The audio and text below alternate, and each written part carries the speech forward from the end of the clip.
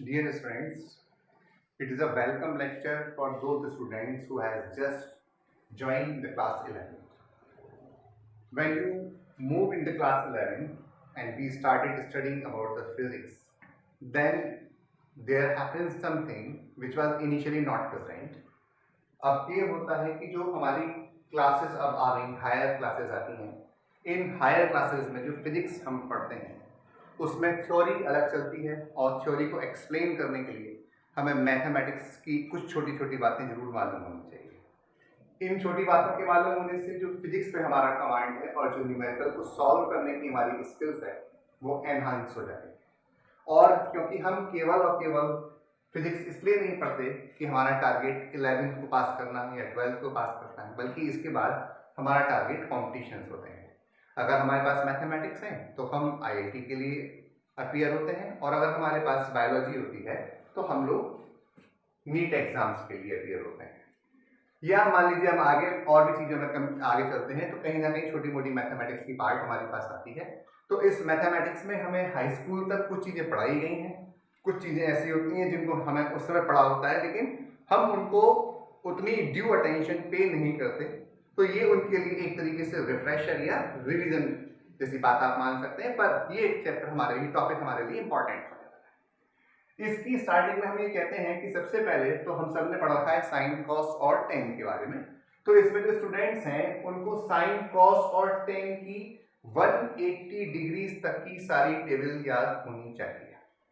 दूसरी इंपॉर्टेंट बात आती है कि sine a plus minus b, यानी कि साइन a प्लस बी और साइन a माइनस बी। इसी तरीके से cos a plus b and tan के बारे में भी हमें बात मालूम होनी चाहिए। इसके अलावा हमारे यूज में जो फॉर्मूला आते हैं वो साइन 2a आता है, कॉस 2a आता है और टेन 2a आता है। इसके अलावा हमारे पास जब हम छोटे छोटे डेरिवेशंस करते हैं तो हम इसमें आगे एक एडवांस मैथमेटिक्स से भी और भी करते हैं जिसको हम डिफरेंशिएशन और इंटीग्रेशन के नाम से पढ़ते हैं। तो उसके अंदर हमारे कुछ कॉन्सेप्ट्स छोटे छोटे ऐसे हैं जो हम अप्लाई करते हैं। तो उसके लिए हम शुरुआत करेंगे, अपने पास एक जो टर्म हमने पढ़ रखी है जिसको हम एंगल कहते हैं। इस एंगल को हम दो तरीके से डिफाइन करते हैं। एक तो हमें कहते हैं कि मान लीजिए हमारे पास ये दो लाइंस हैं तो इनके बीच का जो इंक्लिनेशन है that is being defined as angle, usually we denoted by theta. अब इस थीटा की हमने एक यूनिट भी पढ़ी है, डिग्री, और वो डिग्री हमने कहां से निकाली? वो डिग्री हमने निकाली, हमने कहा मान लीजिए हम अपने पास एक सर्किल ले लेते हैं और इस सर्किल के 360 इक्वल सेक्टर्स कर देते हैं, राइट? तो इसमें जो ईच सेक्टर है वो 1 डिग्री को रिप्रेजेंट करता है, यानी कि जो हमारी एंगल को डिफाइन करने वाली unit I somehow or the other वो सर्किल से लिंक हो गई। इसके अलावा सर्किल में की हेल्प से हम एंगल की एक और डेफिनेशन देते हैं और वो डेफिनेशन हमारे लिए इंपॉर्टेंट है, उसको हम बात करेंगे। अभी हमने यूज किया सर्किल और हमने यूनिट निकाली डिग्री। जो अदर डेफिनेशन हम सर्किल की देते हैं तो उसमें हम कहते हैं मान लीजिए हमारे पास कोई सर्किल है और इसमें हमने कोई एक सेक्टर ले लिया, तो इस सेक्टर में कितना एंगल बनाया? तो इसमें हम कहते हैं ये हमारे पास आर्क है, ये हमारे पास रेडियस है और ये हमारा एंगल है जिसे हम थीटा कहेंगे। तो हम ये बताते हैं कि जो एंगल है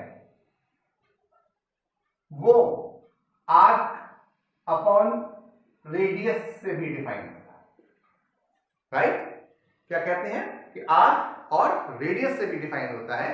और ये आर्क अपॉन रेडियस से हमारे पास हम में गौर करें तो यूनिट आती है ऊपर और नीचे, मीटर की कैंसिल हो जाती हैं, लेकिन इस रेशो को हमने एक नया नाम दिया है और इसको हम कहते हैं रेडियन, और इसको शॉर्ट फॉर्म में लिखते हैं रेड, राइट? यानी कि हमारे पास अब एंगल की एक नई यूनिट आने वाली है जिसे हम रेडियन के नाम से यूज करेंगे। और ध्यान रहे फिजिक्स में मोस्ट ऑफ द टाइम हम रेडियन ही यूज कर रहे होंगे, चाहे वो हमारा सर्कुलर मोशन वाला पार्ट है या रोटेशन मोशन वाला पार्ट है या हम कहीं और भी जाएं, तो हमारे पास जो यूनिट यूज होगी वो यूनिट रेडियन इस्तेमाल होगी। तो अब हम एक और चीज बात करते हैं, हमने कहा अगर मान लीजिए इस आर्क का साइज बढ़ना शुरू हो जाए देन व्हाट विल हैपन, तो हमने कहा कि जो एंगल है वो बढ़ना शुरू हो जाएगा। और एट द मोस्ट ये आर्क कितनी हो सकती है, तो आपने कहा ये जो आर्क है ये पूरी की पूरी इसके सर्कमफ्रेंस के बराबर हो जाएगी, और इस केस में आर्क की वैल्यू हो जाएगी 2 पाई आर और रेडियस की वैल्यू हो जाएगी आर, तो ये वैल्यू आ जाएगी हमारी 2 पाई रेडियन।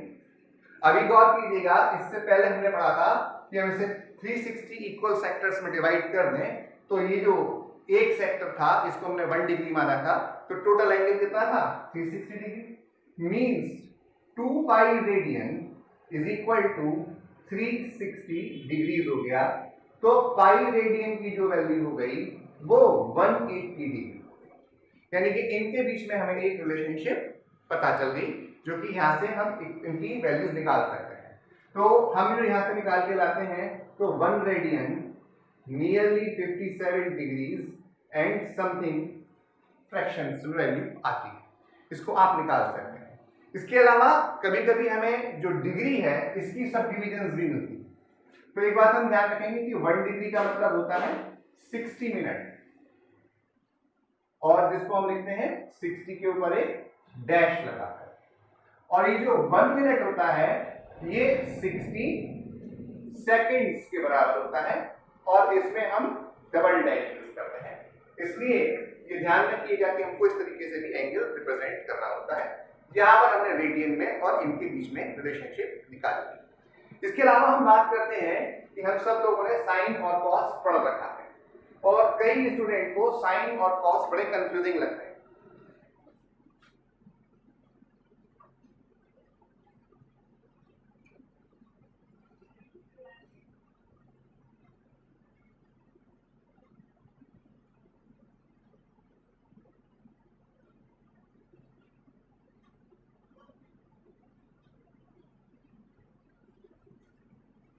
हमसे कहा जाए कि अगर ये कोई राइट एंगल ट्राइंगल है तो इसमें साइन कॉस और टेन की वैल्यूज निकालिए। तो इसके लिए हमारे पास सबके पास हम लोग पढ़ते आए हैं, एक कॉमन राइम के तौर पर हमने याद रखा है, पंडित बद्री प्रसाद हर हर बोले सोना चांदी तोले, right, means perpendicular upon hypotenuse is sine and perpendicular upon base is tan and base upon hypotenuse is cos। ये हम लोगों ने पढ़ रखा है। इसमें एक बड़ी इंपॉर्टेंट बात क्या है कि जो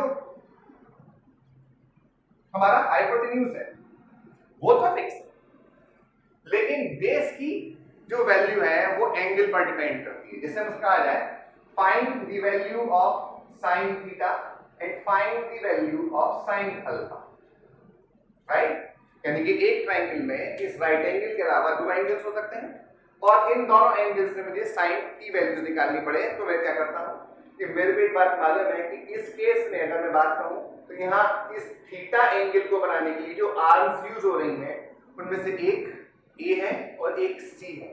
तो जो ए आर्म है जो कि एंगल बनाने में इस्तेमाल हो रही है अलॉन्ग विद द हाइपोटेन्यूज, यानी कि हाइपोटेन्यूज के अलावा जो दूसरी आर्म है मैं उसको यहां पर बेस मानूंगा, मींस थीटा के लिए ए इज बेस।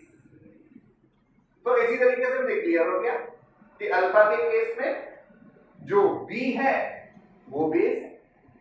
तो सिंपल सी बात, यहां पर बी परपेंडिकुलर है और यहां पर ए परपेंडिकुलर है, इसलिए साइन थीटा की वैल्यू आप मुझसे पूछेंगे, देन आई विल टेक, आपने मुझे बताया साइन के लिए perpendicular upon hypotenuse is B upon C and this is A upon C. ये ध्यान रखिएगा कि ये कंफ्यूजन बहुत स्टूडेंट्स को होता है कि हम किसे बेस मान रहे हैं। तो ये बेस डिफाइन होता है बाय द एंगल। मैंने जो एंगल यहां सेलेक्ट किया है उस एंगल के बिहाफ पर मैं अपना बेस चेंज कर देता हूं।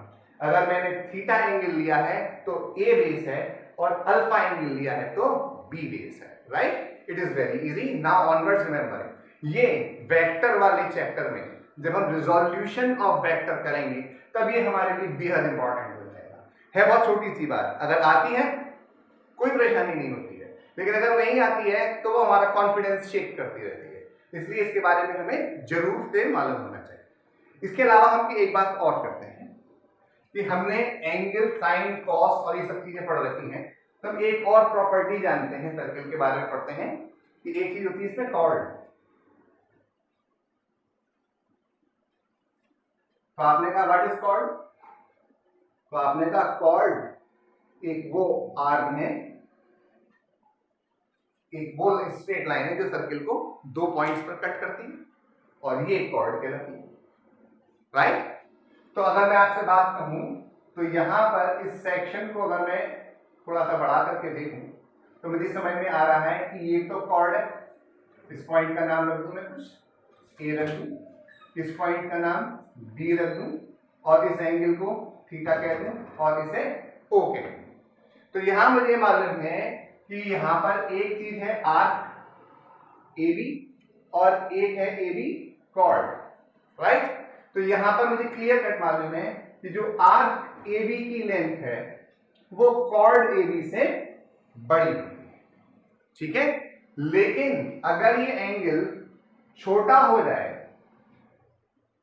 अगर ये एंगल छोटा हो जाए तो आर्क और कॉर्ड में डिफरेंशिएट कर पाना मुश्किल हो जाता है। मींस कि जैसे जैसे थीटा की वैल्यू छोटी होती चली जाती है, इस आर्क में और इस कॉर्ड में डिफरेंस कम होने लगता है, और अगर ये एंगल बहुत छोटा हो गया तो मैं यहां पर इनको सेपरेट मुश्किल ही ड्रॉ कर सकता हूं। तो मैं कह सकता हूं कि when theta is very small,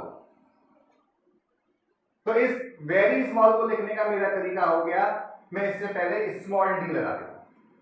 whenever I use term small D here, this is a suggestion कि मैं बात कर रहा हूं कि वेरी स्मॉल इन साइज।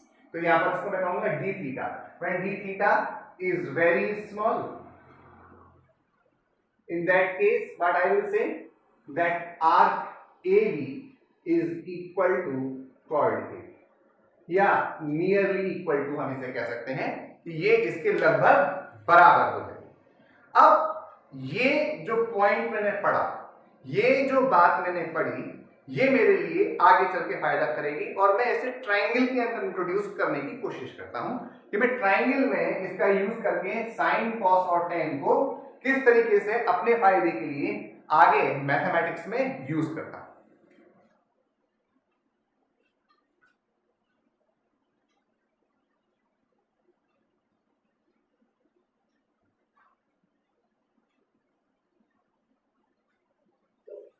मान लीजिए मैं कहता हूं कि ये मेरे पास एक राइट एंगल ट्राइंगल है, ये आर्म ए लेंथ है, ये बी है और ये सी, ठीक है। तो इसमें मुझे एक रिलेशनशिप मालूम है कि जो सी स्क्वायर है वो A square plus B square के बराबर है, और C is equal to under root of A square plus B square, ठीक है। तो अगर यहां पर मैं बात कहूं b is quite smaller than a, suppose मैं मान लूं कि b 1 है और a 10 है, तो ये रिलेशनशिप क्या बनेगा, आपने कहा 100 plus 1 is approximately equal to, मेरे को ये 10 ले लूंगा मैं, तो मैं कह दूंगा कि c is nearly equal to b, right. और अगर ऐसा हो गया तो ये स्मॉल एंगल वाले कंडीशन में अगर मैं बात कहूं तो ये दोनों आर्म्स कौन सी, C और A, remember what I am saying, arm A and C nearly equal है, ये बिहेव करेंगी लाइक रेडियस, और ये जो मेरे पास कौन सी वैल्यू है C, ये और R आपस में दोनों R का कॉर्ड आपस में क्या है, बराबर। इसे मैं मान सकता हूं this is behaving like a cord and this is R, क्योंकि एंगल क्या है, बहुत छोटा, तो आर्क और कॉर्ड क्या है, नियरली इक्वल, तो ये क्या हो गए, ये इक्वल हो गए, इसमें कोई दिक्कत नहीं है। तो इसका मतलब अगर मुझसे यहां पूछा जाए तो मैं बताऊंगा sine theta is equal to nothing but b upon C, और this is nothing but equal to b upon a। तो अगर मैं आपसे बात कहूं तो ये आर्क है और ये रेडियस है, so this can be taken as theta, बात समझ में आई? हमने क्या कहा, क्योंकि ये बहुत छोटा है और एंगल भी बहुत छोटा है, तो उस केस में मुझे मालूम है कि C और B आपस में C और A आपस में क्या है, इक्वल, तो मैं इनको आपस में चेंज कर सकता हूं। तो ये रेडियस की तरह से बिहेव कर रहे हैं और ये आर्क की तरह से बिहेव कर रहा है, तो sine theta can be taken as theta. But ध्यान रखने वाली बात क्या है कि ये जो थीटा है ये रेडियन में मेजर होगा, डिग्री में मेजर नहीं होगा, राइट? हमारा कॉमन कंफ्यूजन क्या था कि हम 1 2 3 डिग्रीज में बात करने लगते हैं। Don't do it in degrees, always do it in radian, क्योंकि हमने कहा था कि जब हम फिजिक्स में अंदर घुस जाते हैं तो यूजुअली हम एंगल के बारे में कब बात करते हैं, जब हम उसको रेडियन में कैलकुलेट करते हैं। तो इस तरीके से अगर मैंने कहा sine theta is equal to theta, तो फिर cos थीटा क्या हो गया? तो आपने कहा cos theta is equal to a upon b upon c हो गया। और आगे मैं बात कहूं तो ये कितना हो गया कि ये जो वैल्यू है आपस में बराबर है, ये बराबर है, और इसमें क्या है, ये a अपॉन c के बराबर हो गया, तो ये वैल्यू हमारी 1 हो गई। ठीक है, बात समझ में आ गई? तो आगे चलकर इसमें हम जब बात करेंगे तो हमारे को साइन थीटा थीटा के बराबर ले सकते हैं, cos थीटा की वैल्यू 1 हो जाएगी। एक और इंटरेस्टिंग पॉइंट है tan थीटा। तो tan थीटा कितना आता है? tan theta is equal to, आपने कहा b अपॉन a आता है, b अपॉन a आता है, और आपने कहा कि ये भी क्या आएगा, nearly equal to b upon c। तो ये भी वैल्यू क्या हो गई, नियरली इक्वल टू थीटा हो गई। तो इंटरेस्टिंग पॉइंट मेरे लिए क्या बना कि मैं sine theta nearly equal to theta nearly equal to tan theta use करूंगा, और ये मेरी चॉइस पर होगा कि जहां पर मुझे इस स्टेप को यूज करना है वहां मुझे मेरे फायदे के लिए कौन सी चीज मिल रही है। हम मान के चलेंगे अपना वही कायदा जिसमें अपना फायदा, जब ये तीनों बराबर हैं तो जहां रिक्वायरमेंट होगी वहां साइन थीटा के तौर पर पिक कर लूंगा, थीटा के तौर पर पिक करूंगा, या tan थीटा के तौर पर पिक करूंगा। जैसी मेरी इंफॉर्मेशंस आ रही होंगी मैं वैसे तरीके से इस एंगल वाले पार्ट को यूज करूंगा, और ये डिफरेंशिएशन वाले पार्ट में बहुत हैंडी टूल बन जाएगा हमारे पास। ठीक है, बात क्लियर? यहीं तक पढ़ेंगे आज हम। इसके बाद हम बात करेंगे नेक्स्ट वीडियो में जिसमें हम कोऑर्डिनेट ज्योमेट्री से रिलेटेड बात करेंगे। ठीक है, अभी के लिए हम इतना ही करेंगे।